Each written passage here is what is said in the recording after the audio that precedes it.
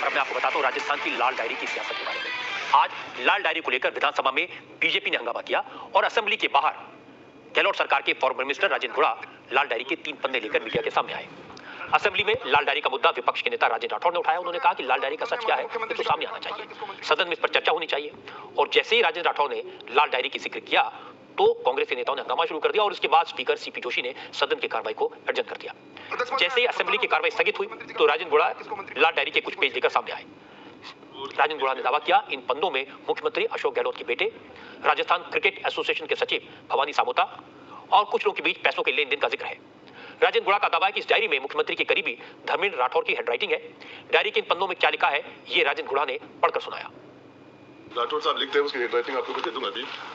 वैभव जी, मेरे दोनों के आरसीए चुनाव खर्च को लेकर चर्चा हुई कि भवानी सामोता किस तरह तय करके लोगों को अब तक पैसे नहीं दे रहा। घर पर भवानी सामोता राजीव खन्ना आए, आरसीए चुनाव का हिसाब किया। भवानी सामोता ने ज्यादातर लोगों से जो वादा किया था वो पूरा नहीं किया, तो मैंने कहा कि ये ठीक नहीं है। भवानी सामोता ने कहा मैं सीपी साहब की जानकारी में डालता हूँ, फिर आपको 31 जनवरी तक फाइनल बता दूंगा। सौभाग्य जी PS टू सीएम को फोन कर कहा कि मेरा आरसीए वाला हिसाब कर दो, जरूरत है। उन्होंने कहा कि मैं सीएम साहब से बात करके बताता हूँ। आरटीडीसी के चेयरमैन धर्मेंद्र राठौड़ साहब की हैंडराइटिंग है, आपको पता है। तो सौभाग्य जी सीएम साहब के OSD हैं और उनसे राठौड़ साहब की बात हुई है और उससे पहले भवानी सामोता सारी क्रिकेट देखता है। इसमें जिस तरह के करप्शन की सारी बातें लिखी हुई हैं, मैंने आपको 1 पॉइंट आज बता दिया, 3 पॉइंट। और इसके बाद में मेरे विश्वास के पास ये सारी जानकारियां हैं और समय समय पर परहेज करके और आपको जानकारी देता रहूंगा। यदि मेरे खिलाफ झूठे मुकदमे किए जा रहे हैं, मुझे जेल में डाल देंगे तो कोई दूसरा आपको जानकारी देगा और बाहर होंगे तो मैं जानकारी दूंगा। राजेंद्र गुड़ा ने लाल डायरी में राजस्थान क्रिकेट एसोसिएशन के लेन देन का जिक्र किया है। क्योंकि अशोक गहलोत के बेटे राजस्थान क्रिकेट एसोसिएशन के प्रेसिडेंट है, इसलिए बीजेपी ने तुरंत इन आरोपों की जांच की मांग की।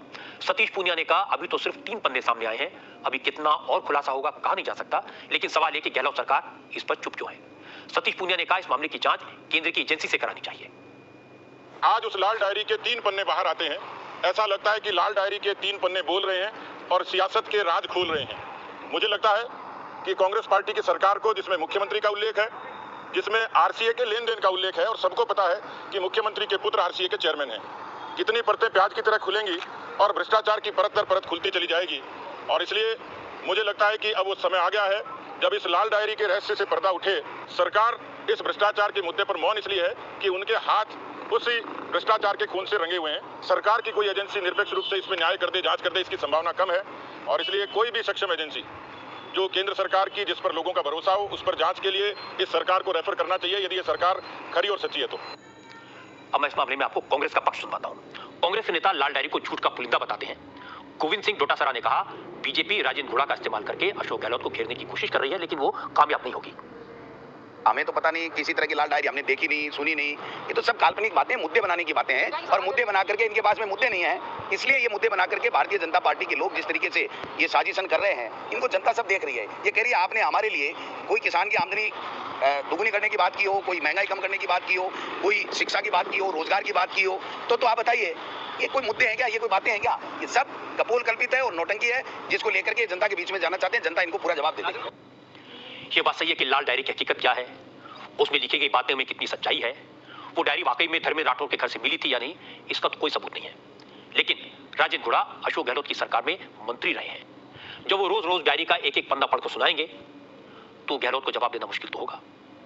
राजस्थान में वैसे भी चुनाव सिर पर है, इसलिए लाल डायरी का ये भूत चुनाव तक कांग्रेस का पीछा करेगा।